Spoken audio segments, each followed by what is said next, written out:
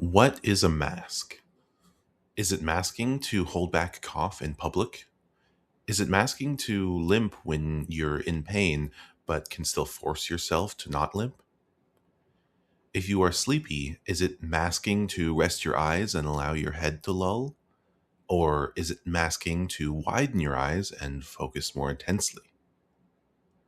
No matter how many videos you see or books you read telling you that unmasking is difficult, it will never prepare you to actually unmask. At least, it didn't prepare me. I was diagnosed with autism in my 30s, and even before I got the formal diagnosis, I had started questioning myself. It can feel debilitating to constantly second thought and third thought your own actions, behaviors, posture, opinions, everything. Whatever you thought you were, was it a mask? Are you actually kind, or are you performing a role? Did you help people because you wanted to, or because you wanted to be seen as someone who would want to, or because you thought you would get something out of it? Are you smart or dumb? Are you creative or not? Maybe you are pretending to be creative, or maybe you used to pretend that you weren't creative. That chronic pain you've been ignoring for years, were you soldiering on like someone walking on a broken leg?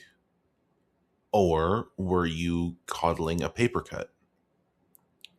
Sure, it hurts, but doesn't everyone feel this way?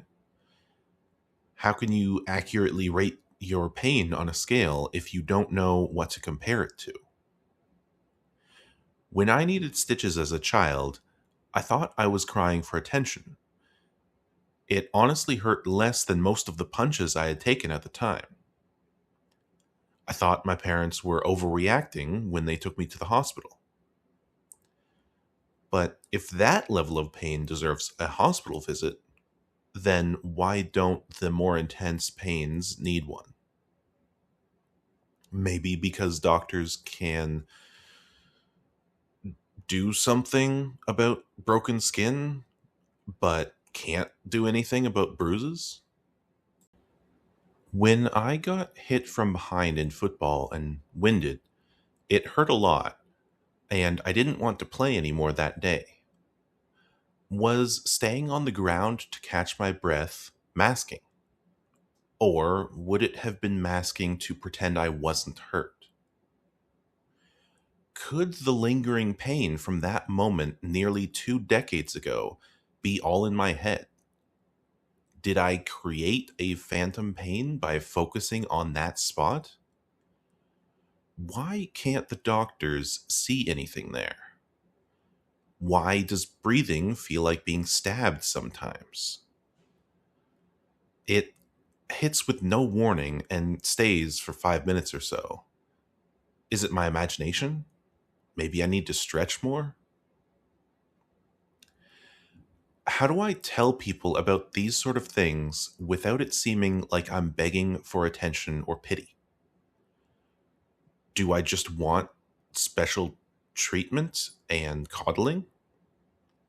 Or am I actually burning out from pushing myself too hard for too long?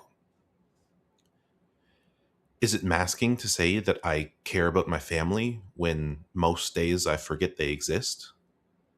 Or is it masking to say I don't care about them when I know that I feel a swelling behind my eyes and in my throat whenever I see them? Is it masking to keep my political and religious opinions to myself at work or in public? Is it masking to pretend sexuality doesn't exist when I'm around coworkers or family? What is me? What is a mask? What am I faking? What would I behave like if nobody would judge me for it? Am I using my autism as a crutch? Is using a crutch a bad thing? How can I tell if I'm exaggerating or understating what I feel or what I think, or how I behave? Do I get nauseous around loud bass noise because of my brain or because of my body?